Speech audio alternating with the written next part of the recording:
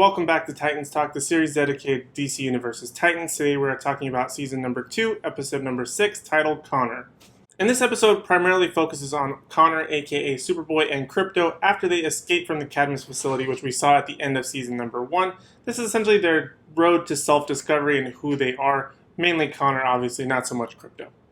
But this by far was hands down the best episode of season 2 so far. It had a story to tell, it was extremely focused, it executed it really well, and it just had pretty good visuals throughout. There was just a lot of good things going for this episode. The acting was actually very good, the production was actually pretty good. There's a lot of good moving pieces, and it was just very self-contained. It wasn't worried about massive world building, although it does do some, and it doesn't really focus on having too many storylines conflict and having things trying to move the puzzle pieces to make sure that it all fits together. It was just focused on Connor, and that's probably what I liked the most about this episode. And Joshua Orpin, who plays Superboy, aka Connor, actually does a really good job. He looks the part, he very much feels the part of Connor. He has that sort of childlike innocence because he is kind of, in his mind, very young, although his body is very mature. He's sort of learning things for the first time, and it really shows. He really does a good job of conveying, learning these things, essentially for the first time. And he does a really good job. I'm really excited to see more of him, actually. He brought a little bit of a breath of fresh air, a lot like Aqualad did in Aqualad's episode, but it didn't have quite the amount of cheese on it like that episode did. This one actually felt a lot more natural than that episode. So definitely a lot better breath of fresh air. And since we know he's going to be coming back for the rest of the season, it's going to be a little bit better consistency and hopefully have some type of life to the series now and not be so dark and drab all the time. But I think probably the thing that I liked the most about this episode was that little bit of world building that it actually does do. There's, again, not a ton of it, but they are able to have Connor visit and have his sort of memories from his sort of donors because he is a clone of Superman, very much like in the comics. But this time, instead of having a different human DNA to sort of counteract that alien DNA, it's actually Lex Luthor's DNA, which I think brings a whole new dynamic to the storyline of Superboy that makes it really, really interesting because he's that perfect sort of in the middle of the spectrum of good versus evil, Superman versus Lex Luthor, having Connor be conflicted constantly, as I think he very much is a lot of the time in the comics and in like Young Justice and things like that. It's actually really, really good. It's a great idea that I loved that concept that they decided to put it in there.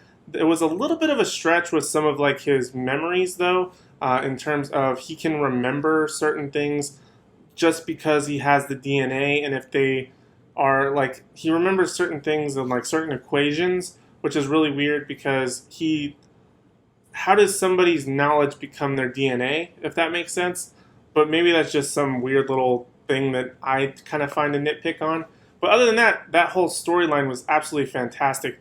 Connor actually ends up at the Luthor farm instead of the Kent farm, which we find out Lex and Clark essentially grew up next to each other. And I like how they had sort of the same origin, but they went on to their own separate thing where Lex is more evil, Superman is more good. How they have that sort of shared thing in common, I guess is the best way to put it.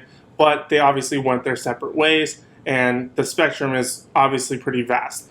So I liked how there was that little bit of backstory about Lex and Clark. That was a pretty nice little tidbit I had in there.